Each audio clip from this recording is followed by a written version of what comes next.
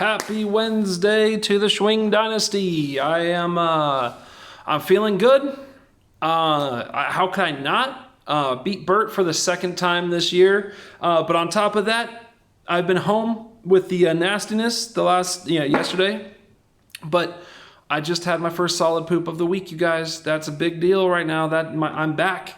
Daddy is back. Commissioner's back. I'm feeling alive for the first time this week. I've been run down. This has been a week of healthiness in the house, back problem, digestive problem, just a terrible, terrible week. But I'm back, and I'm here to bring you the Commissioner weekly recap for the Schwing Dynasty Week 10.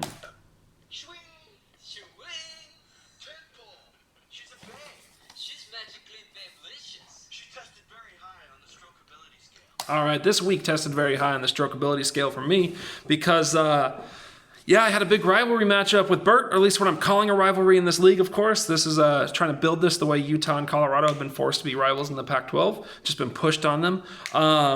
This is what I'm setting up, this is the rivalry game for me. So Bert and I going head-to-head. We had started the week at 6-3 for me and 5-4 for him, so a loss would put us even for me, but I knew going into this one that it wasn't really a fair fight. Bert had Bert of the buys this week. I mean, he had all the buys this week.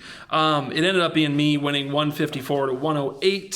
So now I'm 7-3 and he is 5-5. This was never going to be a matchup. Bert, just to give you a rundown of what this week was like for Bert, he had a story of the haves and have-nots on his team. He had two players go for 35 points or more. Two players for 35 points or more. That's Kyler Murray and Dalvin Cook. And Kyler was basically like 34.9, so I'm counting it. But then he had five players with 0 points. 4 of them did not play. Cooper Kupp had an inexplicable 4 targets for 0 catches, 0 yards, 0 points. That's almost as bad as Saquon's 1 yard on 13 carries. Almost as bad, but not quite as bad because it was 0 points.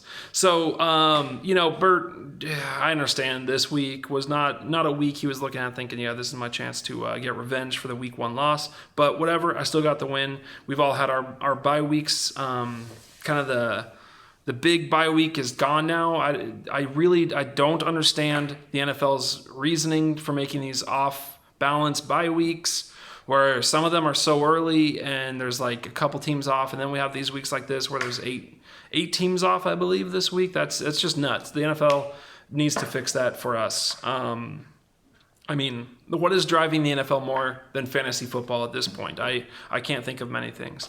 So, all right. Player of the game in this is Dalvin Cook in the loss. He did get 37 points. None of my players came close to that.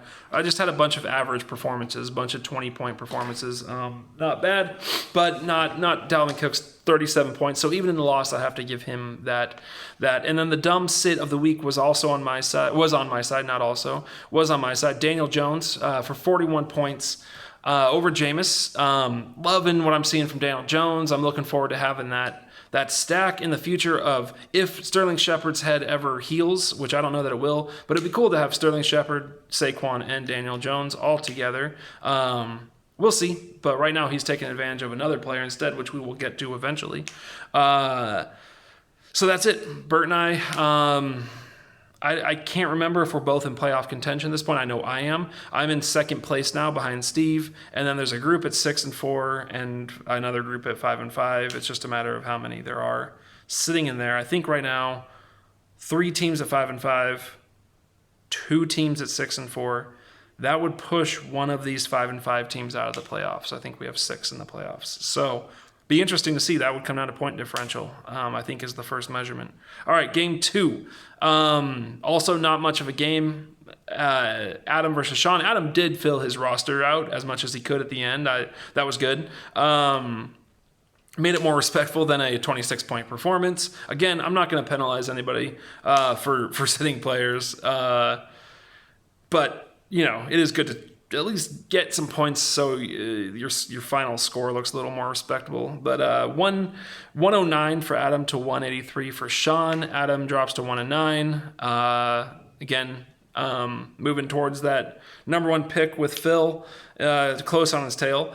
And Sean goes to 6-4. 109 to 183 was the score. Not much to talk about in this game. Amari Cooper, 31 points in the win for the player of the game for the Pog, and not talking about fat ass white girls, talking about player of the game. So the Pog was Amari Cooper, and there wasn't really there was no dumb sit in this one. It was just all bad on the back end for them. So moving on, Lucas versus Mark. I predicted both of those first 2 wins. What else could I have predicted? So yes, I did get those 2 wins. This is my own 1 loss of the week as commish picks. Lucas versus Mark. I picked Lucas. I thought Christian McCaffrey would do enough. He did not. Mark's team did plenty, and Mark gets the win, 188 to 148. Mark improves to 5-5. Lucas drops to 6-4, leaving me alone in second place. Here's one interesting thing. Christian McCaffrey failed to hit his projection this week. And he did that by scoring 31.1 points. And he somehow managed to still miss his projection because they had him going for 31.7. So sorry, Christian, you get the red number because you failed to hit your projection of 31.7 points. That's when you're getting respect, is when they project you over 30. They just don't do that very often. That's how you know the dude is amazing. Player of the game in this, though, goes to Ronald Jones, Rojo, playing for Tampa Bay. In case you don't know who Ronald Jones is, you wouldn't be alone. 27 points. Mark is winning that part of our trade earlier, which is shocking to me. Ronald Jones over Marlon Mack. That's a disappointing part of that trade that we had earlier this season. Again, I'm happy with the trade still. I am happy with the future of that trade. I'm happy with Marquise Brown and, how that trade played out. But Mark is right now doing very well.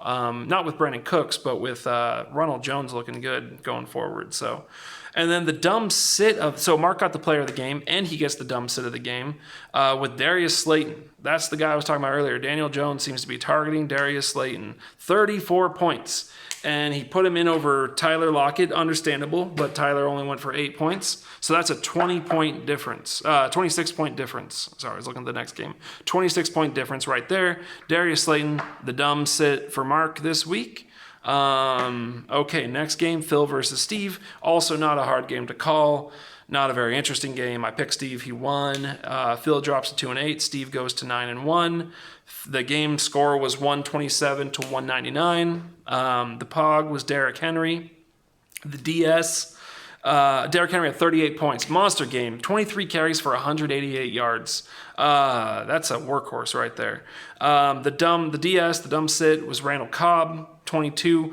Over A.J. Brown for 2 points. That was by Steve, I think, or maybe that was Phil play. I can't remember. I didn't write down who that was. But Randall Cobb, 22 points on the bench over A.J. Brown, who scored 2. That is a Phil play. That's 20 points, 20-point difference. All right, on to the game of the week. And what a game it was. My goodness. I'm so glad I picked this as the game of the week. I'm so glad I made my pick in this game of the week. I thought I had cursed JD because I do not do well picking against Daryl. But I did it. I picked JD. And really the reason why I highlighted was the matchup of Lamar Jackson versus Patrick Mahomes. Mahomes came back. He was great. He put up 35.8 points. A fantastic performance. But I looked and I said, Lamar Jackson against the Cincinnati Bengals. And I'm picking that, and that's my pony. And 41 points. 41 points is what Lamar put up in that. Definitely the POG of this game. And if you take that, that's 41 points for Lamar against almost 36 for Mahomes. That's a difference of 5 points. And JD won this 181 to 177, a 4-point spread. So that matchup was the key. It was the key. It played out exactly like I wanted it to. Not for Daryl's loss, but just like you see those two quarterbacks, you want that to be quarterback duel. The game is resting on those two, and it was, and they both played lights out. But Lamar Jackson, my new favorite player, absolutely tore it up. And when he came in the game, it was, and there's only one thing I could think of. Watching him spin, watching him run, watching him jump over fools. It's like, it's the Ravens, but is that a bird? Is that a plane? No, It's Lamar Jackson, and he's tearing open his jersey. He went Superman on him. 41 points in the win. My new favorite player, Cam Newton, retire your S. Lamar Jackson is the new Superman of the NFL. He got the win. He pushed JD into victory. Unbelievable. The highlights of that is like watching a video game. Got me fired up. I love that song, by the way. That's a great old superhero song.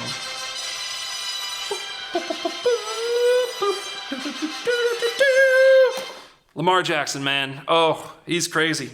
He is so fun to watch. I just love watching that guy play. Congratulations to JD to get that guy in your dynasty team for until his legs fall off. I mean, who knows how long that'll be, but absolutely huge performance. I mean, Cincinnati's terrible on defense, but so you could see that coming, and that's why I called it. So that was a victory for my pick. Yeah, the Pog, definitely Lamar Jackson there. And then the dumb sit, this is painful. Dumb sit for Daryl. Robert Woods being left out of the flex, and David Johnson, who I know he's coming back. You have to play David Johnson. But Robert Woods, 16 points. David Johnson, 3. You make that switch, you win the game, and that is brutal. But it happened the way it happened. JD goes to 4-6. Daryl drops to 5-5. All right. Player of the week. I don't think you probably even have a question. Who the player of the week is? How could anyone? Oh, get to this. I gotta get back to it. Yes. How could anyone be up for consideration for player of the week over Lamar Jackson this week? No one. No competition for it. I'm not a Ravens fan, but I'm a Lamar Jackson fan. I'll watch him every day of the week. That guy is awesome.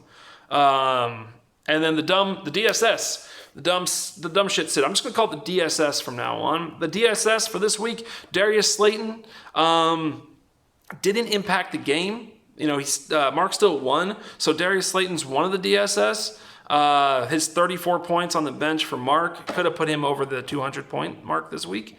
And then really another DSS, though, is unfortunately the Robert Woods, David Johnson situation. Not a huge spread, but, you know, it just sucks when that causes the loss. So no other game was even close to being affected by the DSS. I mean, we're talking, here's the spreads of this week. I beat Bert by 46.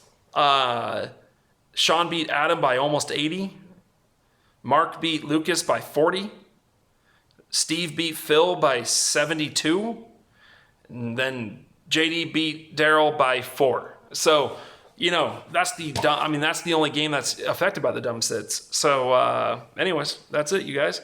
Weird to do this on a Wednesday. I don't like doing the recap on a Wednesday because now I feel like I've already been looking forward to next week.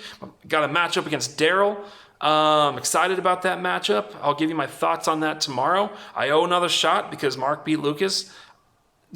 If you want to bet right now that you're going to win the championship, bet it against me because if I bet against you, you're going to win. So that's where we're at now, you guys. Steve still looking. He's moving right towards that first round bye. That second first round bye is what's up for grabs. I am sitting in that position right now at 7-3. Close behind me is Sean at 6-4. And probably more likely than that would be, you know, honestly, Lucas and Mark at 6-4 and 5-5. Those dudes put up points, more points than I'm putting up on the average week. Their record is worse than mine because they're underachievers and slackers, but they do put up points. So look out for those guys. I'm gonna have to fight them off to the very end, and I think I play Mark in the last week possibly. So that first round bye is going to be tough. It's going to be tough to hold on to for me. We'll see how it comes down, though. Week 11 coming up. 3 more left. The 3 balls. The 3 whatever. Or the 3 glasses. Yeah. Okay.